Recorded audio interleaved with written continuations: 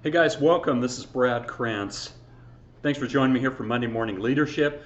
I'm concluding my look here at Servant Leadership Roadmap today, and I'm going to be presenting a brief summary of the 10 characteristics of servant leadership. You know, in being a servant leader, you really have to have the desire to serve others first. This is really critical. One of the characteristics of servant leadership that I really like best is it can't be faked. You have to be authentic. Characteristic number one, listening. In order to be a good servant leader, you have to know how to listen. Okay, servant leaders don't give orders like a typical boss. They first listen to their people's concerns and suggestions, and they allow people to be involved. That's really critical, and that's a critical difference between a boss and a servant leader. You know, in fact, good leaders ask questions, and they should ask good questions. Questions are part of leadership. You know, asking questions like, what are your goals?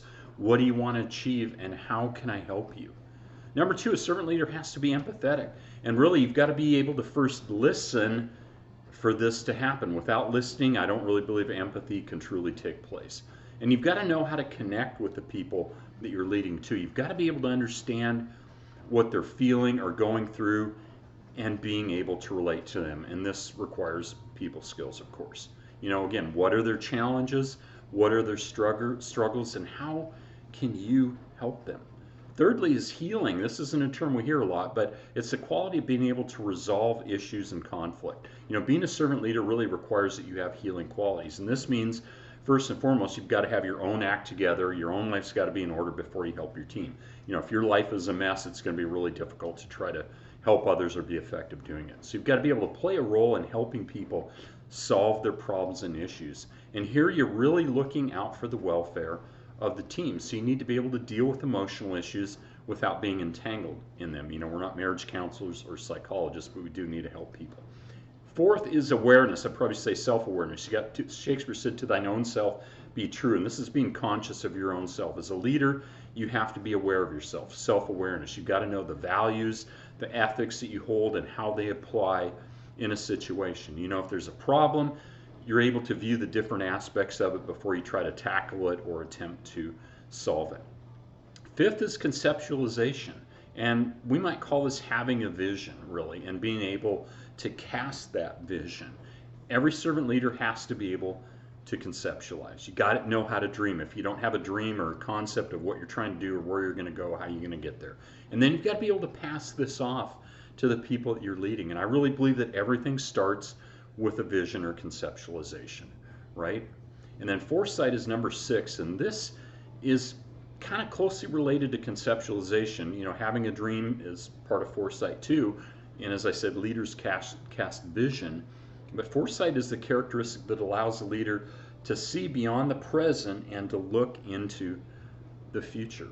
You have to be able to do that. And with a futuristic view, a servant leader is able to assess different outcomes from various actions that can be taken, and that's a critical role. And what this really does is it helps in making informed and carefully thought through decisions about different moves that you may need to make. An example here would just be, on my personal level, would be the vision of my mentors Adam and Ashley Reeker in now taking our 3LE team global. They had a vision, they cast it, and this is where we're at. 7 is persuasion. A servant leader doesn't coerce, they really convince. And I'd say more aptly, they influence. Leaders are influencers. The key to success is your ability to influence. Remember, John Maxwell says leadership is influence. And this differs, again, from the typical employee-employer relationship, you know, where the boss gives an order and follow-through is expected on the other end. With servant leadership, the leader really aims at influencing their people to go in a certain direction. The leader here isn't really in a typical position of authority and power over their people, hence the term servant leadership. Number 8 is stewardship, and again, this is really tied in closely here. It's the overwhelming commitment to the catering to the needs of others first. Stewardship is about taking responsibility for the actions and performance of your team, and then being accountable for the role that team members play in your team or organization.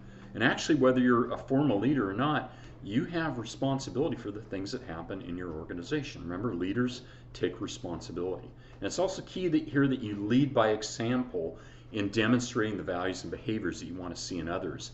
You know, it's not do as I say, not as I do. And you got to confront with confidence people that act in a way that's contrary to or doesn't align with them. So you lead by example here, and we're talking a good example. Number 9 is growth, commitment to people's growth. This is really key in our business, but it should be key in every business. A servant leader is committed to their people's growth, and I'd emphasize the personal and professional development of everyone on their team. You know, the main focus isn't or should be, hey, did you get the job done? Has the goal been achieved? But rather, it's first about the people. The servant leader asks, have my people become better from it? And of course, this requires both listening and empathy to be able to accomplish this. The leader has to find out what their personal goals are, what motivates them. Then can we give them direction and help them to achieve their goals? 10th is building community.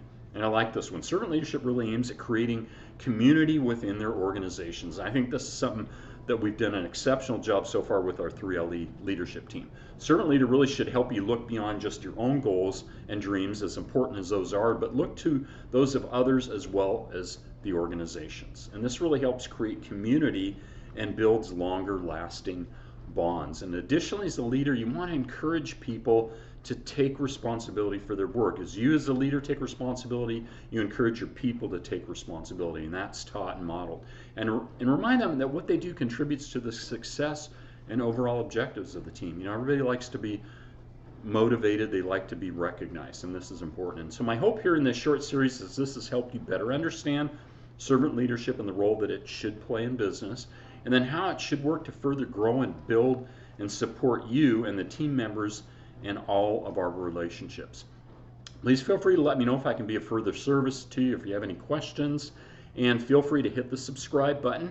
And as always, you are welcome to connect with me on social media. God bless and have an awesome Monday.